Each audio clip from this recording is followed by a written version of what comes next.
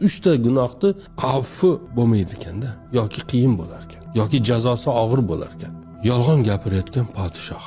Nega? Chunki uni yolg'on gapirishga ehtiyoji yo'q-da. U podshoh. To'g'risini aytsa bo'laveradi. Ya'ni yolg'on gapirib o'tirishga ehtiyoji yo'q-da unga. Ikkinchisi, zino qilayotgan qariya.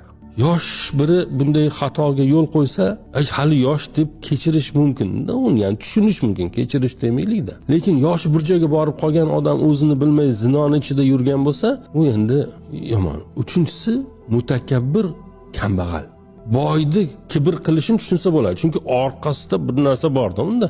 Yoki nafsi maza qilib yuborgan, kibr ham qilib yuboraveradi. Lekin hech narsasi yo'q kambag'alni va yoki johilni kibr qilishi tushunarsiz. Xunuk va qo'rqinchli. Har bir inson ichida qorong'ulik bor. Buni hech kim inkor qilmaydi. Har birimizning ichimizda yomon tomonimiz bor. Lekin bu hayotni ma'nosi ana shu qorong'ulik bilan kurashda g'olib kelishdir. Bu hayot u qorong'ulik bilan kurashish jarayonidir.